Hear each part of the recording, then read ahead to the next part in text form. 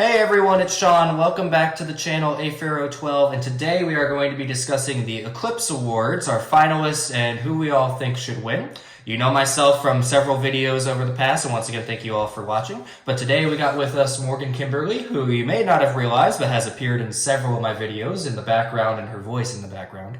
And then we also have Stan Bowling over there on the end. He filmed both the Fountain of Youth Stakes and the Devona's Dale Stakes for us back in March of last year. You guys want to say anything to get started? Let's go. I'm excited to be here. All right, awesome. But so we're just going to be running through all the different Eclipse Award categories. We're going to be going through who is nominated for them and then also who we think should win and probably have a little bit of debate. I feel like a common theme on these Eclipse Awards is, for one, many of these are, I feel like, pretty self-explanatory, but there are a couple horses that maybe could have a long shot chance of winning the award. And also a common theme that we're going to hit in several of the categories is where does numerical stats and actual talent, where do you draw the line between the two on which one should win the award?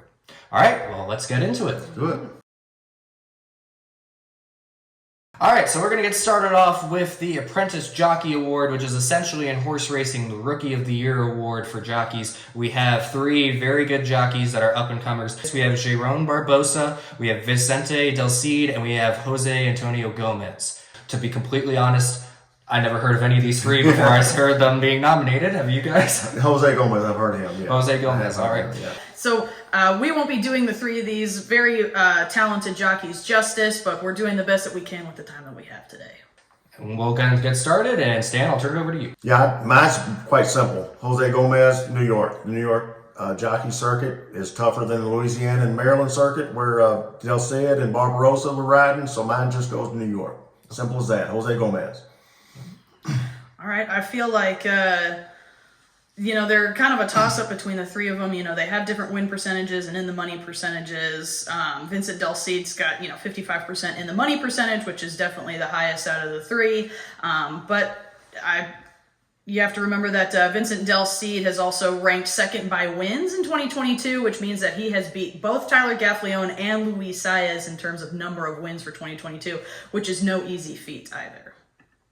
Yeah, and I completely agree on that as far as the win total. I agree with what you're saying about Gomez, where he's riding in New York. He's running against a lot tougher competition. Yeah. But Del Cid, at the same time, he has all those wins. As an apprentice, no matter where you're riding, to be finishing second in North America, a number of wins, only behind Irad Ortiz Jr., who had an insane year. We'll talk about him later in a later category.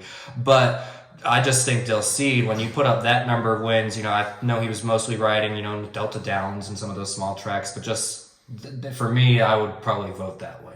Fair enough. I have nothing against any of these three guys. Mine just went to the toughest jockey colony. There's no doubt about it, New York. All right, so I think final votes for us. I'm going Del Cid. Morgan? I'm going to second that. Jose Gomez. Jose Gomez. All right, so there's your apprentice jockeys. All right, and the next award to talk about is Breeder of the Year, our Eclipse Champion Breeder. And we have three very good candidates. We have Godolphin Racing, we have Stone Street Farms, and we have Summer Wind as well. Stone Street and Godolphin are no strangers to being nominated for this award, that's for sure. And, Godolphin, they had 4 Breeders' Cup winners that they had bred themselves. Stone Street, all 3 of the finalists for older female were bred by Stone Street. Summer Wind, definitely known for Flightline and winning the Breeders' Cup Classic, and probably Horse of the Year, but we'll get into that a little bit later. And who do we think is going to be the Breeder of the Year? Do you want to go first, Sam? You can. All right, I'll go.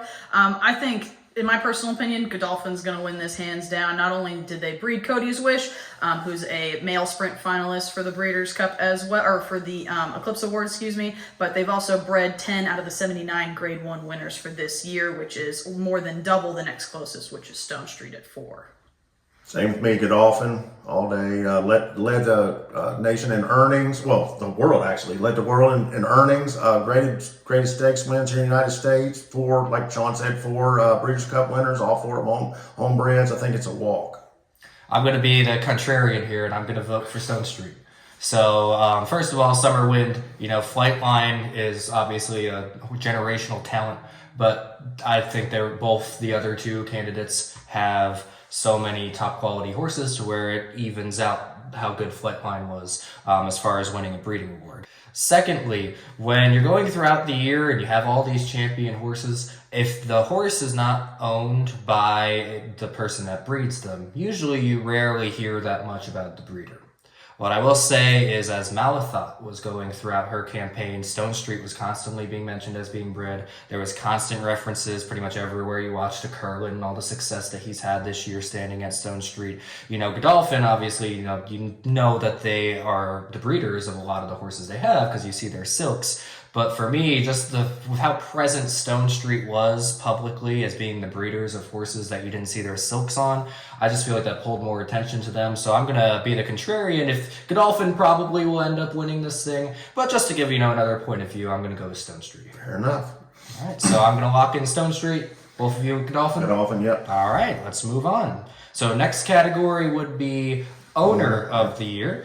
Our owners of the year, we have Peter Brandt, we have Godolphin, and we have Clarovich Stables. So once again, with Godolphin right here, Clarovich Stables, they year in, year out, they have a great year, as does Peter Brandt, both of them using Chad Brown really as their main trainer. And who do we think is going to win this award?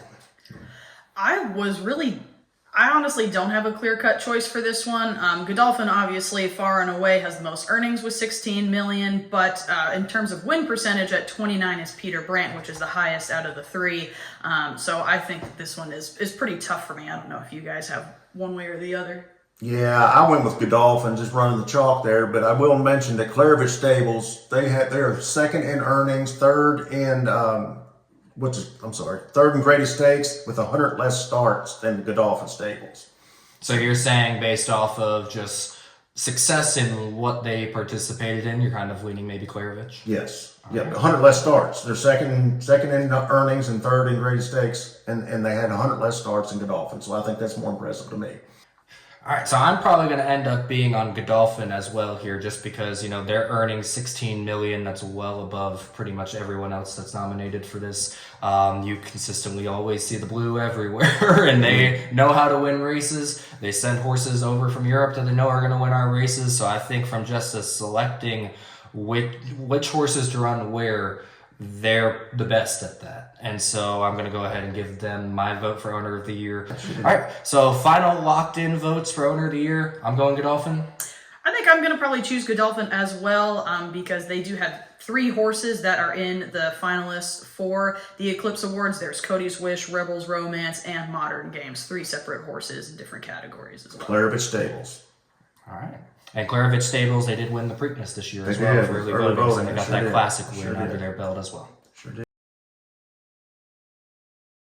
Our next award will be the Eclipse Champion Trainer this year, an award that each of the last 2 years has been won by trainer Brad Cox. But he is not eligible for this year. He was not one of the finalists, but don't be too concerned about him. He currently has 6 of the top 20 Kentucky Derby horses, so I think he's still doing okay, even though he's not a finalist for this award.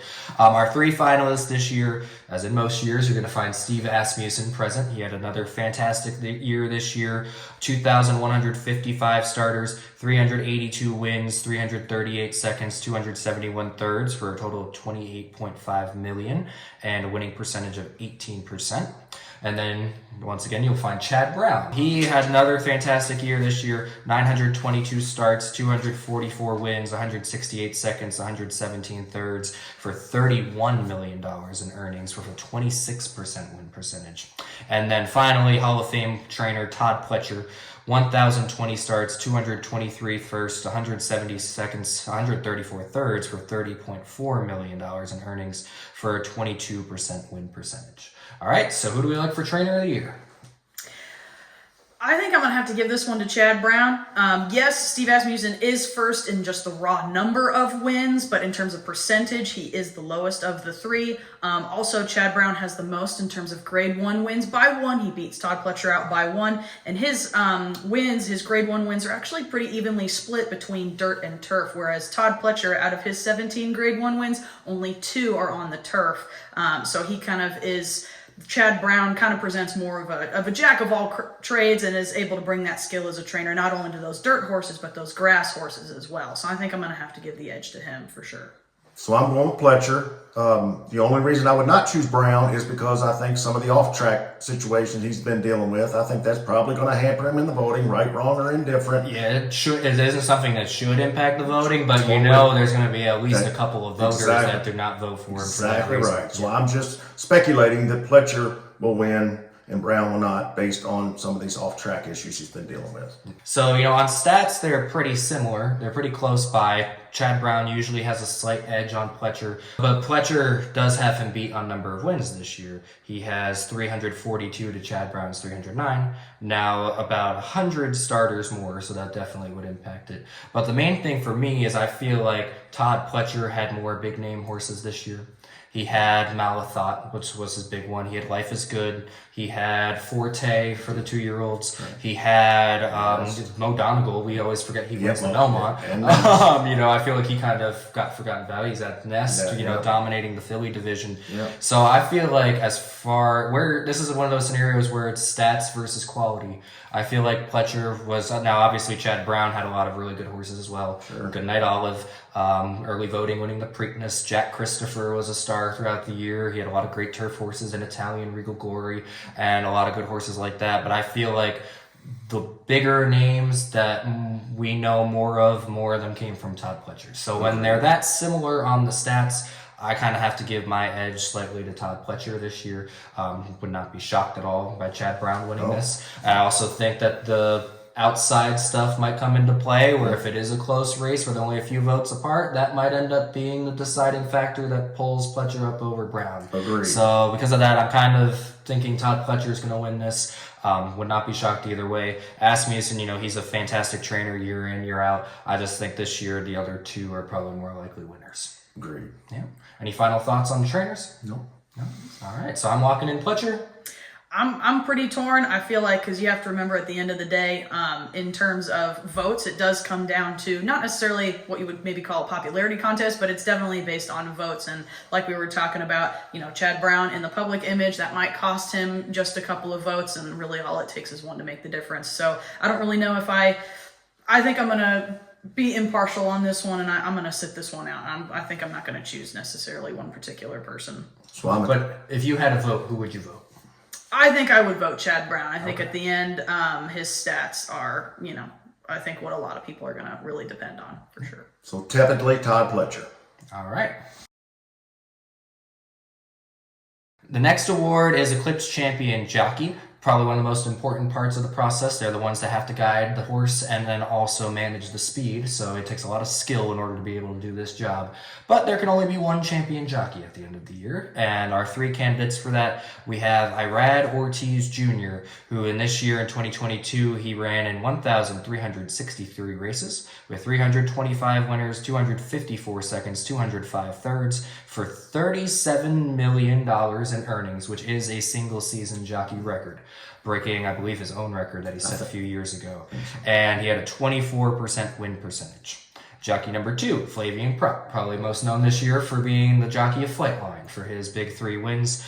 He has a record in 2022 of 1,013 starts, 236 wins, 188 seconds, 145 thirds for earnings of $29.8 million and a 23% win percentage. And jockey number 3, last year's Eclipse champion winning jockey Joel Rosario, back to try to defend his title. 2022, he only rode 915 races, so under 1,000 compared to the other two, but he made the most of it. 185 wins, 158 seconds, 126 thirds for $29 million in earnings, 20% win percentage, and 51% win place share. All right, so this is an award that I feel like is pretty much pre-decided. Now, I have a reason as to why I think maybe it will not be unanimous the way it maybe should be. But I'll turn it over to you folks first and figure out who you are thinking is going to be our Eclipse champion jockey. In my personal opinion, this one's a runaway. Irad Ortiz, not only out of the 3 of them, has the highest in earnings for the 2022 season, but also the highest win and in the money percentage, and also highest in the number of Grade 1 wins with 20. Flavian Prupp is in second place with 13 wins, which is a bit of a difference. He was most notably on Life is Good in the Pegasus, and he also was on Mo Donegal in the Belmont. So I'm going to give this one to him just based on his stats. They're pretty far from the other ones, I would say. So I agree. I think Irad will win.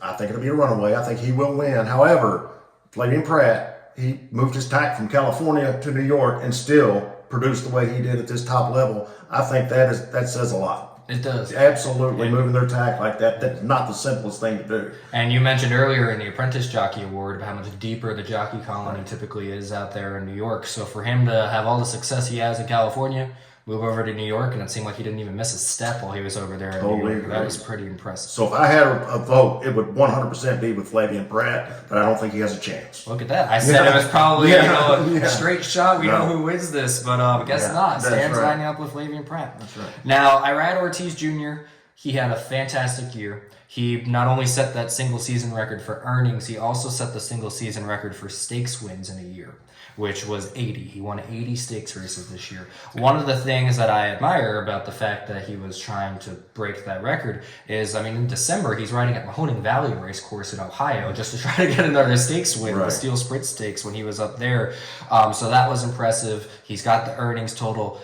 But the reason why I think he may lose a couple of votes, and I think he wins this regardless, he would be the one I vote for based off the stats this year. He's got the classic victory under his belt, with the Belmont Stakes and Mo Donegal. But a lot of people question his riding style. And a lot of people think he gets away with a lot of things that other jockeys maybe don't. Some of the stuff, like I know the big one people like to point out, technically happened in 2021 with Mo Donegal and the Remsen, so that doesn't really play a role in this. But there's that lasting impact on people's minds that he's not the cleanest of riders. At least off the top of my head, I can't really think of a situation where Flavian Pratt or Joel Rosario have ever been called out for that. So I think that may push some people away from Irad. I think he should 100% win this. But just like we were talking about with Chad Brown for the Trainer Award, I think the outside stuff might take away a couple votes. So I think he wins this award. I just don't think it's going to be unanimous for that reason. Agreed. All right. So I'm Irad. Same here. Rad's going to win, but I would vote for Flavian. There we go. Yes. All right. And I can't argue with you for Flavian. He's a fantastic rider at his own. I'm sure he's going to be an Eclipse Award winner here pretty soon. Sure. All right, so that brings us to the end of the human awards, thankfully, because all three of us, we care a lot more about the horses than we do the humans. So now it's on to the fun stuff. We're on to the horse awards. And the very first award, one that none of the three of us really had that strong of an opinion with because we don't follow Steeplechase. But Morgan here has done a little research on the Steeplechase horses. Go ahead and tell us what you know. Sure. So there are obviously three candidates for the Steeplechase for this year's Eclipse Awards. We have the Down Royal, which is a New York bred mare by Alphabet Soup. Very exciting when she beat the boys in the Grade 1 Smithwick as well. And the coolest thing about her is she was unwanted as a flat racer and ended up becoming a very good Steeplechase horse. She just turned 9, and so she's had a very successful career. Us in the flat racing business, horses very rarely race anywhere near that age. So, last year being 8 years old and having 4 starts and 3 wins in those 4 starts is very impressive. Then you'll have to forgive me for this one. I'm not sure exactly how to pronounce this one. I'm going to go with Hewick, and he's an Irish bred. Now, obviously, international horses winning these Eclipse Awards is not necessarily very common, but he did beat the third candidate in snap decision in the Grand National by over 11 lengths, so very decisive. He is also 3 wins out of 6 starts this year with 1 second, and that was at 7 years of age.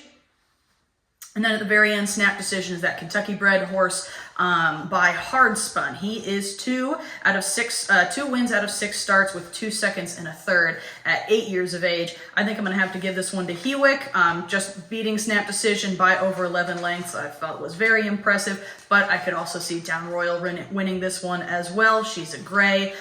She's by Alphabet Soup, and beating the boys in the Smithwick is just always fun to watch. So. Well, based off the stats that you just read off, I feel like I'd have to go Hewick too. For one, because he beat snap decision so easily. I just quickly looked because there's only one steeplechase race I know of by name, and that's the Iroquois Stakes in Tennessee, and snap decision did win that. So not that I'd probably abstain from this vote, but I'm going to go with snap decision just because he won the one race that I know from steeplechase. What she said. Yeah, there you go. That works. Yeah, Hewick, it sounds like based off that, should probably be the winner of that award, I'd assume. Another But, hey, disclaimer, we do not follow Steeplechase Not very well. at all. So if I mispronounced something, I'm very sorry. And the few steeplechase races I do watch are usually just because I have FanDuel TV on and it's in Europe. So right. it's not even American No, steeplechase. You right. rarely ever hear about that. But hey, steeplechase horses, they're more important. We're going to have to do better work for next year's awards when we do this next year. So that way we're going to have to pay attention a little bit more. All right, well, moving away from the jumpers, but sticking to the turf course, we're going to move on to our two turf divisions here, the male division and the female division. We'll get started off with our male division, and just like most years, you don't really see any American representation on this award. We have Modern Games, the winner of the Breeders' Cup Mile. We have Rebels Romance, the winner of the Breeders' Cup Turf. And we also have Nation's Pride, who won both the Saratoga Derby and the Jockey Club Derby here in the United States this year. Now, I want to make sure that I definitely mention, because this is going to be something maybe relevant later in one of our discussions for one of our other awards, but according to the Eclipse Awards website, the Eclipse Awards are bestowed upon horses and individuals whose outstanding achievements in North America have earned them the title of champion in their respective categories. So at least when I'm looking at these awards, obviously Modern Games, Rebels Romance, Nation's Pride, they all had a lot of starts in other countries. I'm specifically myself only looking at the two races from Modern Games that were in the United States, or in North America, the Mile and the Woodbine Mile. Rebels Romance's only North American start was in the Breeders' Cup Turf. And then Nation's Pride, he actually started 4 races in North America this year, running second in the Belmont Derby, winning that Saratoga Derby and Jockey Club Derby before running 5th in the Breeders' Cup Turf. How did you guys weigh in their American starts versus their European starts this year? For me, it was more so a total number of starts. I think that I don't necessarily put as much weight. I know that we are looking at North American kind of impact for the Eclipse Awards. I kind of look at total number of starts. I feel like Modern Games with a solid 2 starts for 2022 is definitely a lot less. Both of the other horses have 7 starts apiece. Rebels Romance won 5 of those, 3-time Grade 1 winner, and he is tied with Modern Games for an equibase speed score of 122. So for me, I'm going to give the edge to him. I know that he didn't have nearly as many starts in the United States, but I think the total starts that he had for the year makes up for it. So Modern Games, absolutely Modern Games. Modern Games got beat a couple times over in France by older horses, so I'll forgive that. Next, again, we're talking about the United States. We're talking about the races run in North America. Modern Games, absolutely, no doubt about it. Yeah. Now, for me, when I look at this, I completely throw out Rebels Romance immediately, just because you have Modern Games, a 2-time Grade 1 winner in North America. You have Nation's Pride, who, even though he lost to Rebels Romance, 2-time Grade 1 winner in North America.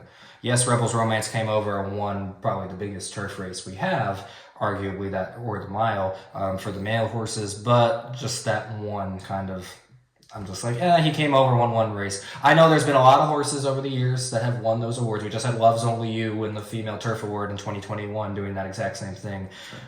Doesn't mean I'm going to vote for it that way. Right. And so I'd throw him out right there. I really want to vote for Nation's Pride just because he was here in the U.S. longer. He went through they're trying to turn into the Triple Crown of Turf up in New York, and ran second to Classic Causeway, very close second in that Belmont Derby, and that kept him from winning that. Had he won that race, I'd probably say I definitely would vote him. But Modern Games, I just think he faced better fields in the Woodbine Mile and the Breeders' Cup Mile. Nation's Pride did lose to one of the other nominees, so that's definitely a detracting factor from him. So I feel like this might end up being a very close to unanimous award. I gotta line up on Modern Games on this one. Totally agree. All right, so all 3 of us Modern Games? No, she said Rebels Romance. Oh, you did say I Rebels did say Romance. Rebels Romance. I don't know nearly as much about the turf races as these two obviously do. So I would definitely take mine with a grain of salt. It does sound like Modern Games does have a very good resume for this year. So I would choose Rebels Romance, but I know that I'm in the minority on that one. And hey, he's a really good horse. I know he's nominated for a couple of races. They just announced nominations a couple days ago for Saudi Cup. And so I know he's going to probably be a big one this year. I wouldn't be shocked if he appears a little bit more in the States next year, or 2023, I guess now this year. Yeah, a lot of people forget he almost ran in the Kentucky Derby when he was 3 because he won the UAE Derby, so he's dirt and turf, so we might be hearing from him this year. Sure. I wonder if Flightline wasn't there, maybe he would have ran the Classic instead. Maybe. Who knows? Maybe.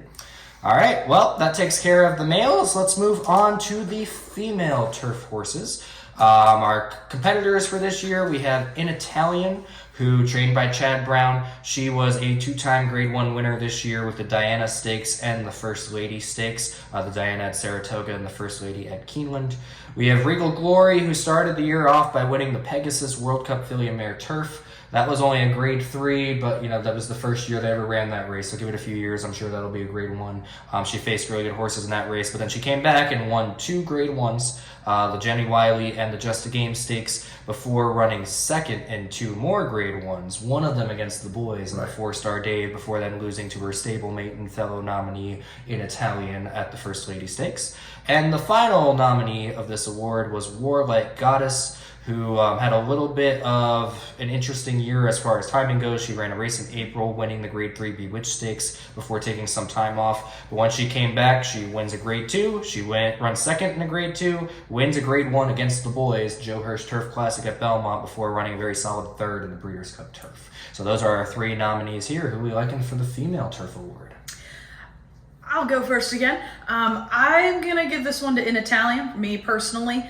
She does have the same amount of starts as Regal Glory, but did finish in the money for all 7 of her starts with 4 wins, 2 seconds, and 1/3. Warlike Goddess also never finished out of the money, but that is in fewer starts, and In Italian does have the highest Equibase speed score with 120. I know Regal Glory does have 3 Grade 1 wins to In Italian's 2, so I can definitely see her getting the nod there, but my pick's going to be In Italian for this one. Yeah, so I totally tossed Warlike Goddess. I just didn't think she beat much. I didn't think she ran against much competition. Even against the boys? And she ran, she ran great. I mean, she ran. I'm just saying, overall, the starts this year, I wasn't impressed with many of the fields she run against. Okay. I mean, a couple races, obviously, but I didn't. I can't say I disagree. So. Yeah, right. I didn't even really consider her. So it was down to Regal Glory and In Italian, and this was one of the hardest ones for me to decide. So I went with In Italian. This is really lame, but I just love her style. She wants to gets out on the front and says, "Catch me if you can." She ran her eyeballs out in the Breeders' Cup Filly and Mare Turf, and I just love the way she runs with all heart. Love In Italian, so In Italian would be my choice, no doubt about it. I'm going to go with someone else. I'm going to ruin the all In Italian trade. That's quite all right. Probably, I feel like probably a lot of this is just my own heart pulling at it, but I got to go Regal Glory on this one. I think start to finish this year, she was the best one for the full year. I mentioned that, Warlike Goddess kind of had a weird start to her year, was kind of gone for a little bit. In Italian, I feel like really wasn't a name to know until all of a sudden she broke through and won the Diana in July, so that's half the year. Regal Glory, she started the year winning the biggest race that we could have had for female turf horses at that point, and finished the year by winning the Grade 1 Matriarch. I forgot to mention that earlier when I was listing what she had done, but she finished the year with that. It's 3 Grade 1 wins. She lost to In Italian in the First Lady after, In Italian got everything her own way, but she did beat In Italian in the Just a Game Stakes on Belmont Day. And so I just think if we're looking at the award as what have they done for the full year, I like Regal Glory's body of work a little bit better. I was not the biggest fan. I like that they ran the 4-Star Dave. I was not the biggest fan that they ran her in the mile against the boys instead of the Filly and Mare Turf. She didn't run too well in there, but I'm going to kind of give her a pass on that one. Had In Italian won the Filly and Mare Turf, I'd probably be voting for her. Right.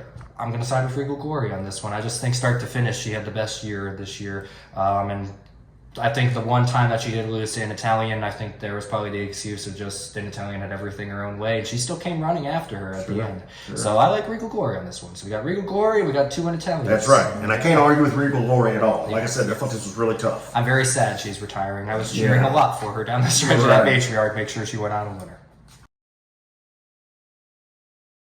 All right, so moving on from the turf horses to the sprinters. So these are the speedballs of horse racing, the ones that just go out there and go as fast as they can for as short as they can. So we'll be moving on to the female sprinters first.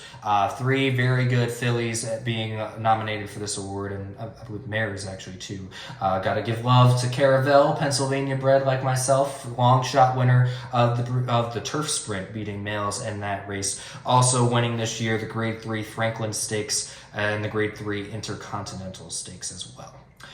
Next up would be Echo Zulu, who, when we entered the year, was the favorite for the Kentucky Oaks, the Eclipse champion 2-year-old filly of last year. She did not have a year that she wanted this year, but hey, she's still nominated for the Eclipse Awards, and that just shows you how good she is. She won the Dogwood Stakes, Grade 3 this year, sprinting, and also the Grade 2 Fairgrounds Oaks earlier in the year, going around 2 turns. The final nominee is Goodnight Olive, winner of the Breeders' Cup Filly and Mare Sprint, as well as the Grade 1 Ballerina Handicap. Those were actually her only 2 stakes races of the year, so this could be another interesting one to discuss here. So let's get into it. Who do we have as our female sprinting champion? I'm going to go with unpopular opinion, but I love this horse. I love Echo Zulu. I hope that she definitely comes away with this for the Female Sprinter Award. She was very game in the Fairgrounds Oaks when she, hung on to win there. And you have to remember, when she was in the Breeders' Cup Filly and Mare Sprint, she came out of post 13 and was wide the entire race, sometimes in the 4 or even the 5 lane. So she had a much wider trip, had to go extra ground, and she still did very well. And in every single race in this, in in 2022, was a graded stakes race. Goodnight Olive spent a good portion, especially the early part of 2022, in allowances and maiden races. So I'm going to have to give this one to Echo Zulu, one of my personal favorites. And this goes back to where we said at the top of the show, some of these awards, it's where do we draw the line between actual stats and talent levels? Because you ask me, I think by far Echo Zulu is the most talented one of these three. Bad luck in the Breeders' Cup, as you said, being stuck wide the whole way. I think that she probably ran the best race of anybody that day.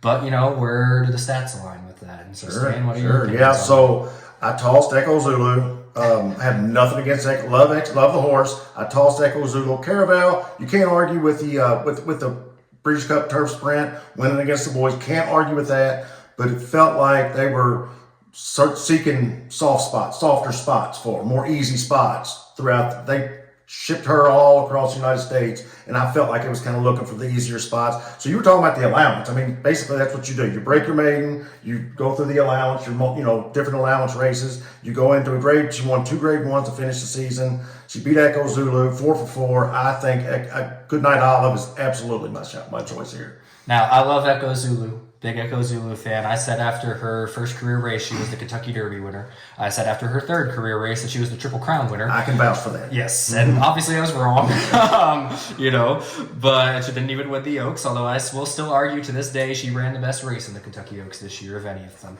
I think she's by far the most talented. I kind of throw her out in this award too, because when I look at this, both her and Goodnight Olive ran 4 races this year. Yes, Echo Zulu, 4 of those races were graded stakes races versus 2 of Goodnight Olive's were allowance races, but 2 of Echo Zulu's races were 2 turns. Right. Which when I'm going to look, and we'll get into this with the male in a little bit as well, when I'm going to look at the champion female sprinter, I'd discount anything that was not a sprint. And so to me, that limits her to just the Dogwood Stakes, which she won fairly easily, her first race in a long time, and the Filly and Mare Sprint. I still think she ran the best race, but she didn't win it. And the fact that her opponent that beat her is another opponent for the nominees for this, I kind of got to go more Goodnight Olive. Had Echo Zulu been able to run in the Acorn Stakes and not been scratched at the gate, I think that maybe would have played a role, although the Acorn is a mile, so I don't know how much I would have counted that either. Sure. But I just think she got unlucky this year. Can't wait to see her next year. Yeah. You heard it here first. She's going to be the 2023 older champion female horse this year. I guarantee you that. Breeders' Cup Distaff winner too. Stop running her in sprints, Steve. Put her 2 turns. Other one, Caravel. Let's just say if she wins this award, how many Eclipse champions can say they ran 4th in a race at Presque Isle Downs? Sure. I completely agree. She was kind of taking the easier spots. To be honest, I have no idea why she was even entered in the Breeders' Cup Turf Sprint. She won it. She was 40-something to 1 when she won that race. I really think that race just completely fell apart when Golden Pal didn't get out of the gate. So I don't really put that much as credit to Caravel's, talent levels. Right. I put that more of just the race fell apart when Golden Pal didn't get out of the gate. So I'm going to have to land on Goodnight Olive. I don't really like voting Goodnight Olive because we'll talk about this again in the sprint, the male sprint division, where she just kind of popped up at the end of the year, won 2 grade ones, and now she's the champion. Right. I don't know how I feel about that part, but I just think based off of what everyone else has going into this, I just think she wins this award. Yeah. All right, so Goodnight Olive. Echo Zulu. Goodnight Olive. All right.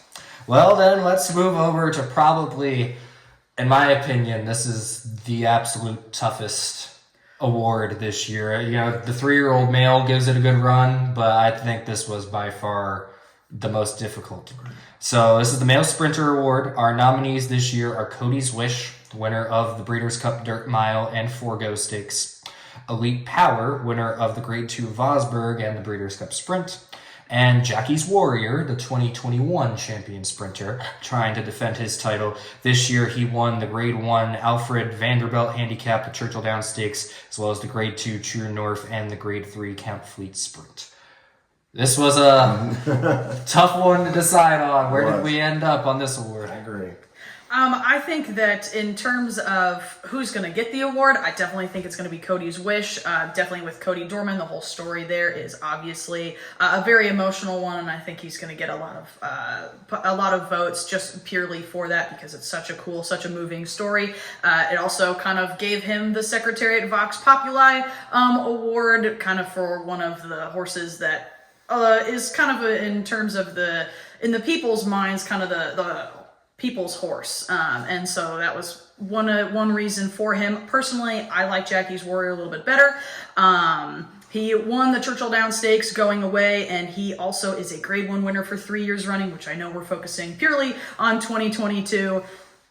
Never out of the money, and I just think that he's definitely all heart, and he's going to be my pick, but I do think that Cody's Wish is going to win out in the end. It was very, very tough. I agree. And I couldn't agree more with Morgan. I think Cody's Wish, I think some of the off track, the sentimental stuff is going to probably propel him to victory here. Can't say that I think he's the best horse of these 3. I probably say Jackie's Warrior, like you're talking, as far as talent wise. I think Jackie's Warrior is a more talented horse, but Cody's Wish I think will win this award.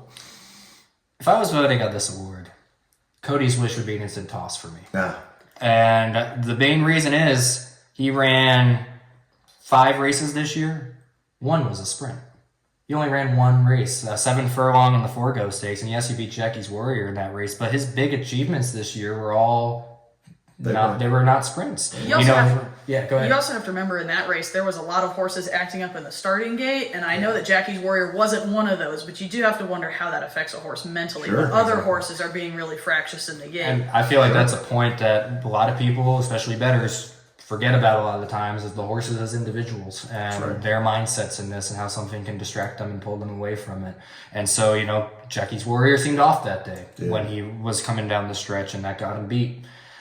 I look at this award, just like we talked about with the Female Sprint Award with Feko Zulu, it has to be in the sprint races. He ran one sprint, he ran that 1-turn mile in the Hanshin and the Westchester Stakes, but I consider sprints anything under a mile. I don't count miles as sprints. His biggest win was the Breeders' Cup Dirt Mile, 2 turns at Keeneland. So, in my opinion, he shouldn't even be nominated for this award. That's a fair point. He's very well might get it just purely off of, sentimental value. Yep. And, it's such a great story, but the outside story shouldn't win the awards. Agreed 100%. So, but it does sometimes. Sometimes it does, but it shouldn't. In that case, Rich Strike should be 3-year-old champion. Yeah, there you go. But so that brings us down to Elite Power and Jackie's Warrior. Yep. Now, I just mentioned with Goodnight Olive, I'm not a big fan of when a horse is not running for the whole year in the top levels, and they just kind of pop up at the end of the year.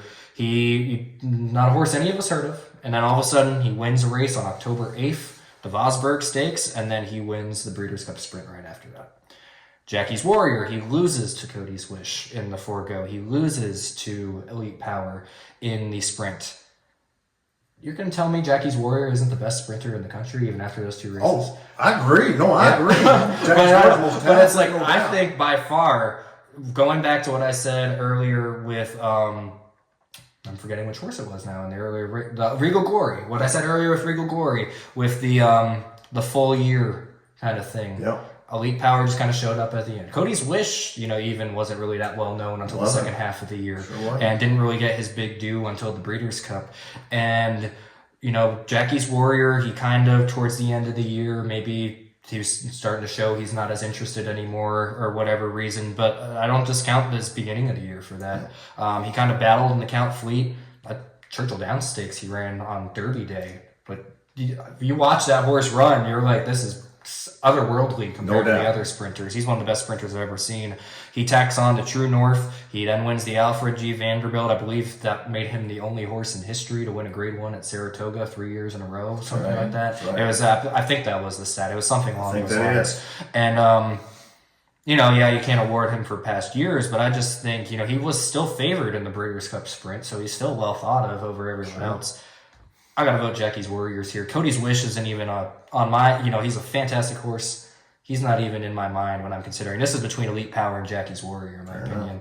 And I can't give it to Elite Power off just the sprint. I'm going to give it to Jackie's Warrior off the full year. Any other comments on that? So my prediction is Cody's Wish wins. If I were voting, I would vote for Jackie's Warrior. I'm going to second that one. Yeah, you also have to remember Jackie's Warrior, highest Equibase speed stat of the 3 at 116. And I know that this is across his whole career, but he is 5 for 5 for Grade 2 wins, and he is 5 for 10 for Grade 1 wins. He's an exceptional horse. I can't wait to see how his kids do. Very talented. Yeah, those McLean's Music is a good sire, and I can't wait to see what Jackie's Warrior does in the breeding show. All right, well, that brings us to the end of the sprinters. All right, so earlier we talked about the Rookie of the Year for the jockeys. Well, how about Rookie of the Year for the horses? It's time to talk about 2-year-olds. Our Eclipse Champion 2-year-old male and 2-year-old female. We will get started here with the males. Our candidates for this award are Cave Rock, who was a 2-time Grade 1 winner, winning the Del Mar Futurity and the American Pharoah Stakes before running very solid second in the Breeders' Cup Juvenile. You have Forte, who is a 3-time Grade 1 winner, winning the Hopeful Stakes, the Breeders' Futurity, as well as winning the Breeders' Cup Juvenile as well, currently leading the Kentucky Derby point board at 40 points. And then you also have Victoria Road, who was racing primarily in Europe this year, 1 start in North America, winning the Breeders' Cup Juvenile Turf. Now, in a lot of years, this award, most of the time, is just whoever wins the Breeders' Cup Juvenile gets the award, no matter how successful they were beforehand, with a couple of rare exceptions, like when American Pharoah missed the Breeders' Cup Juvenile in 2014. But I think this is a year where the 2-year-old champion should be the Breeders' Cup Juvenile winner. I don't know what your opinions are, but let's get started. Morgan? All right. I'm going to go yes with Forte on this one. I think a lot of people will agree with me. He's in the middle of the road in terms of his speed stat. He has 107 to Cave Rock. Cave Rock's 109, but 3-time Grade 1 winner at 2 years of age is just not something you see very often nowadays in racing. 2-year-olds just don't race a whole lot, and some of them don't race at all until they're 3. So being a 3-time Grade 1 winner, I think, is very impressive. He's only out of the money once in 5 starts, and he's cool. I like his name, so I'm going to go with him. So I'm very impressed with Forte, no doubt about it. Can't argue with the juvenile. He beat Cave Rock, no doubt about it. But I look at Cave Rock. Cave Rock in the American Pharoah Stakes, he beat Having a Meltdown. Having a Meltdown is a horse, another Baffert horse, that's got a huge upside, potentially on the Derby Trail sooner or later. Now, Forte's off the board stat that you said, Cave Rock's not had any off the board finishes. And that off the board was a 4th in the Grade 3 Sanford. Right, exactly right. So if I had a vote, I would absolutely vote for Cave Rock, because I am more impressed with his 2nd in the juvenile as opposed to Forte's 4th in the Sanford. All right. Now, kind of delving into Forte's loss a little bit, his 4th in the Sanford. The horses that were in front of him were Mo Strike. I don't think we've heard from him since. I think he ran 1 race and didn't run too well. Great Navigator. Couldn't tell you who that is. Andiamo Firenze, who just a few weeks ago really disappointed in the Jerome. Then Forte was 4th. Right behind him was Curly Jack, who won the Iroquois Stakes, 2nd the Kentucky Jockey Club. Major Dude, who participated in the Breeders' Cup Juvenile Turf. So, getting beat by not the best horses in that race versus Cave Rock's only loss was to Forte. So this is, I guess, Stan, you're lining up once again on that. Where does stats Yes. take away from talent. Yes, type, that's that argument on this one. And so I'm going to line up with Forte just because I think, he beat Cave Rock head on. I feel like a lot of people lined up on Cave Rock didn't get his best trip that day because he had, I think, Hurricane J. Went with him, on the front end. That's right. I didn't really see any excuse from it. I thought he would Yeah, come. they went awful. They went quick. They went quick, but I feel quick. like a horse as hyped up as Cave Rock should have been able to go that quick and keep going. But he also had issues in the post parade before that race. That is true. That is true. He did have a little issues before the race, as we were talking about. And I do vaguely remember when I was seeing him in the paddock prior to that race that he did look a little off. I think I may have texted you about that. He's all that he was looking a little off when washed he was out, in there. things like that. So he had some.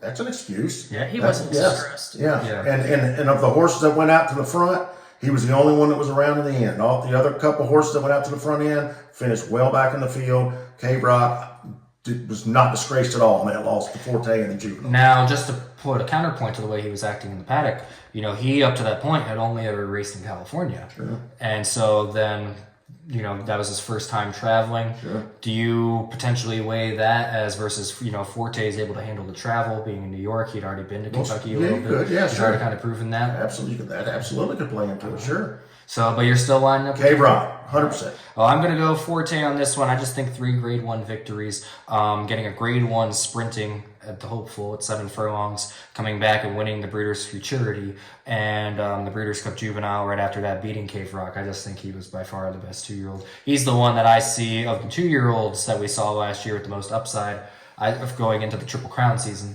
I still think our 3 Triple Crown race winners were not horses that were really relevant as 2-year-olds. So we'll see who ends up popping up. But I think he's probably the best shot out of all of them. I don't know how much I think Cave Rock, I've really questioned in recent years California and what they've been putting out. Yep. But he was definitely dominant in those races. As you said, he got good speed figures in those races, but head-to-head matchup. I personally am not giving Cave Rock any excuses for that, so I line up with 14. I can't argue with that. Can't argue with it at all. Where's the argument for Victoria Road? No argument for Victoria Road. None whatsoever. He has the most amount of starts. But I will say, it's not in North America. You were talking about the most likely to proceed as possibly a Triple Crown race winner. That has no effect in this voting, though, or should not. Right? Yeah, it does, and that doesn't impact my game at all. I'm just saying, looking forward to the future. Right. No, I can't argue with. I see him as the most upside. Can't argue with that at all. None at all. All right. I also definitely grew to like Forte when him and Loggins went at it, and he emerged the winner. That was cool. I like horses with some fighting spirit. That was cool to watch. But to second off of that and kind of maybe give you a little bit more fire as to get voting Cave Rock, I think a lot of people forgot there was some controversy with the end of that race and him and Loggins kind of bumping into each other. Sure was. And whether or not Forte should have actually been the winner of that race or if he should have gotten DQ'd. I feel like that was a forgotten thing. We talked earlier with the jockeys about Irad Ortiz. That was another Irad Ortiz instance. Where he maybe got away with something. Yeah. Would you say maybe you would consider that as part of another reason why you might go Cave Rock? Possibly, absolutely, but I'm going Cave Rock for sure, regardless, yes. But thank you for the offer. Yeah. Because, if he gets disqualified from that, all of a sudden they're at the same Grade 1 level. Right. They both have 2 Grade 1 wins to their name at that point. All right, well, moving on from the Colts to the fillies. Our 3 fillies that were nominated this year are ladies that will be going towards the Kentucky Oaks. We had Leave No Trace, who was the winner of the Grade 1 Spinaway and a 2-time Grade 1 place with a 3rd in the Frizette and a 2nd in the Breeders' Cup Juvenile Fillies. We had Meditate, who raced primarily in Europe before coming over and winning the Breeders' Cup Juvenile Fillies Turf. And then we also have Wonder Wheel, who was the winner, 2-time Grade 1 winner of the Alcibiades Stakes and the Breeders' Cup Juvenile Fillies, as well as 2nd in the Spinaway and a win in the listed Debutante Stakes. So I feel like this is one that's fairly clear cut. Yes. However, I will say I think the horse that should be 2nd in this award wasn't even nominated. And I know who that is. And yeah, you know exactly totally know who that is. Yes. Let's just say when I saw these nominations, I was a little surprised that, Meditate, I don't think should be in there just because British Cup Juvenile Fillies. But I see, with it being the turf and that being her only race, but I see why people just throw, because you're voting for the top 3 when you vote for these awards, and I see why she's just thrown in there. Right. I was shocked that Leave No Trace was the 3rd horse in here. Yeah. I thought for sure it was going to be, if you haven't figured out by now who we're talking about, that for sure is Hoosier Philly, who Stan actually has on his notes there as one of the nominees. Right. Obviously Hoosier Philly did not have the Grade 1 win. Right. But you can't tell me she wasn't the most impressive looking 2-year-old filly. And I think, if you put Who's Your Filly in the nominations, I still pick Wonder Wheel. Yes. Because I think Wonder Wheel had the better year. Agreed. She was present she got her first stakes win on July 4th and was present the entire rest of the way. Yep. She's won on the lead. She's won coming from well back in the Breeders' Cup Juvenile Fillies. I think she by far should win this award. Yep. But I think Who's Your Filly by far should be second. I'm shocked she's not even nominated. Totally agree. Yeah. But totally agree. Yeah. Yep. I'll pass it on to you guys. All right. My pick for this is Wonder Wheel. She's 1 for 2 against Leave No Trace, so she has beaten her at least once out of 2 times. And on the bigger stage. That's true. That's true. And she is a 2-time Grade 1 winner. Now, she is second to Meditate in that Equibase stat. You have to know that turf races are usually noted much higher for those speed scores. If you haven't noticed, we like dirt races more. Yeah. It's like in the United States, are really important. So I'm going to go with Wonder Wheel for this one. Leave No Trace for sure. I'm actually a little surprised that And Tell Me No Lies didn't make an appearance. I would see And Tell Me No Lies before I see Leave No Trace. Like, if you had asked me who the 3 nominees would have been, I probably would have said, Wonder Wheel, Who's Your Filly, and No More Lies as well. I understand why Meditate's there. It happens every year. Usually the Juvenile Fillies turf winner is nominated, even though they never win. Yeah. They're always there, so I see why Meditate's there, but I was very surprised to see Leave No Trace get nominated for this over Who's Your Filly. I was too. Yeah. Sure. Yep. So the loss that Wonder Wheel had to Leave No Trace. If you look at the running line, the charts of the race, Jockey couldn't get Wonder Wheel to switch leads. He's on the same leads. He was struggling with him down the stretch. That's an absolute excuse. Yeah. So that's not a shameful loss there at all. I think Wonder Wheel runs away with this. But I even actually had Who's Your Filly as my number 2. And I had Wonder Wheel 1, Who's Your Filly 2, and Leave No Trace 3. But obviously you can't see it, but he has Meditate scribbled out. Yeah, I do, right there. Like she's not even present. That's right. But Who's Your Filly not being on this is an outrage as far as I'm concerned. Yeah. And I think, obviously we're talking about 2022, but as we're looking towards 2023, it's by far just these 2 fillies, at least right now. I'm sure we'll get, 2 more fillies that pop up, that develop. But right now, this is a 2-filly race, and I'm excited for it. Yeah. Just to show you, how good those 2 really separated themselves last year. They just released the nominations for the trio of Louisiana Derby preps. Yep. They're the only 2 fillies on there. Wonder Wheel and Who's Your Filly are the only 2 nominated for the LeCompte, the Risen Star, the Louisiana Derby. So that doesn't show you that they were by far the best 2-year-old fillies. I don't know what does. So sure. I agree. Who's Your Filly should have been. Yes. I'm not even concerned about her winning the award. I just am how the hell was she not nominated? She should have been nominated by far. And Tom Amon. I'm sorry. Go ahead. If you couldn't tell, all 3 of us are definitely on the Who's Your Filly bandwagon for sure. Again, Wonder Wheel I think is the Kentucky Oaks winner, but that's just because Who's Your Filly is the Kentucky Derby winner. Okay. That's the only reason. I know. Also, shout out to Wonder Wheel. I just saw she just came back to Mark Cassie's barn a couple days ago. You guys are seeing this probably about a week after we filmed this, but she just came back a couple days ago and did her first breeze. So welcome back to the racetrack, Wonder Wheel. We're excited to see how you do this year. Yeah, and Who's Your Filly? Tom Amos said it's best horse he's ever trained. As far as he's had some good ones. Yeah, he's had some. And he knows how to win at Kentucky Oaks. Sure Getty Empress 2019. All right, any final notes on that? Or are we all on Wonder Wheel here? Wonder Wheel, and shout out to Who's Your Filly. Who's Your Filly? That's right. Wish you were here. All right, so graduating from the 2-year-olds to the 3-year-olds. So going from the hoping to run in the Triple Crown races and the Kentucky Oaks to the ones that have already run in the Triple Crown races and the Kentucky Oaks. And we're going to get started here with the 3-year-old fillies, discussing them. I feel like this is another award where it's pretty much hands down we know who's going to win this award, but maybe have some opposing arguments potentially.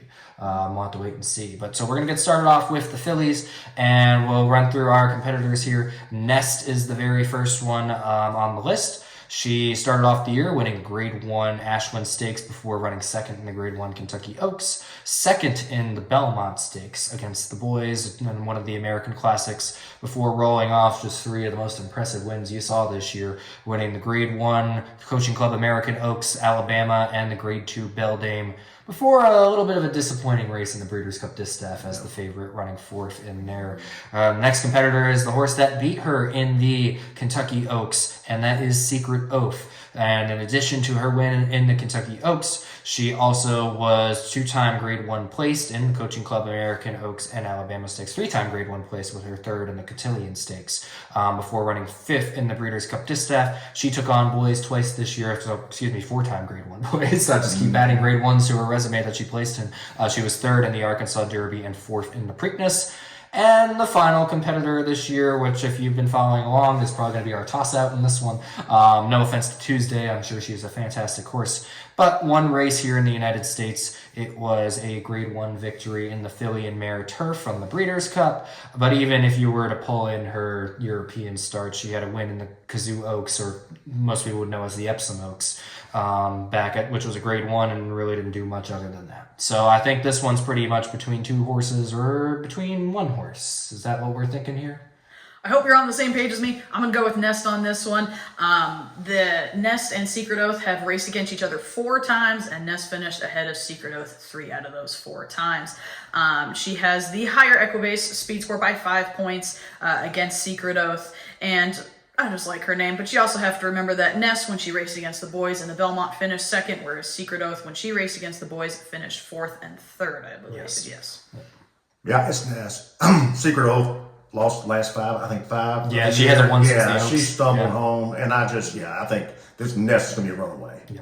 They turned for home in the distaff, and I thought Secret Oath had it. Sure. She had the lead. If it was the Secret Oath we had seen in May, she wins the distaff and she wins this award. Yep.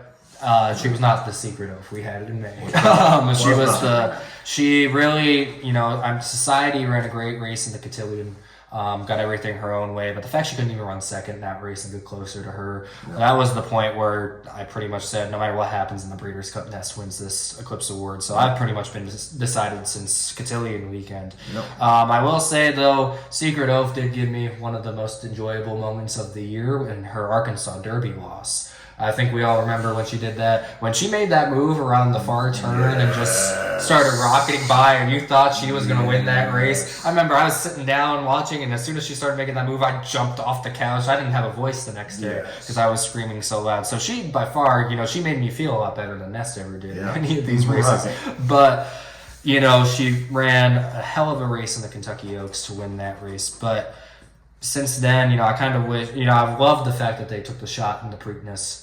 I think that may have ruined her a little bit for the rest of the year, coming back in those 2 weeks. Versus Nest, I think, really got stronger off running the Belmont. And I still, Mo Donegal was impressive. I still kind of think Nest might have ran the best race in there. And so you're looking at, Secret Oath, as you said, I think 5 straight losses since the Kentucky Oaks, versus Nest probably could have won one of the American Classics. Right. I got to give it to Nest. I think she start to finish, which is funny because out of the 4 horses going into the Oaks that were the big 4, it was Echo Zulu, it was Secret Oath, it was Kathleen O, and it was Nest. I know you were a big Nest fan going in. I forget if you were or not. But I had Nest's 4th out of those 4, so obviously I came out wrong on the end of it. I still think Echo Zoo was better, but we'll see then 2023. She had a rough year. But Echo Zoo did not win the Triple Crown. You know that. She did not. No. She still got a shot, right? Can't they run at 4? Can't they run at 4? No, they can't do that. Please don't think I'm serious. That's what the Breeders' Cup Classic is for. Exactly. But, yes, if you did not know, the Triple Crown is restricted to 3-year-old horses. But...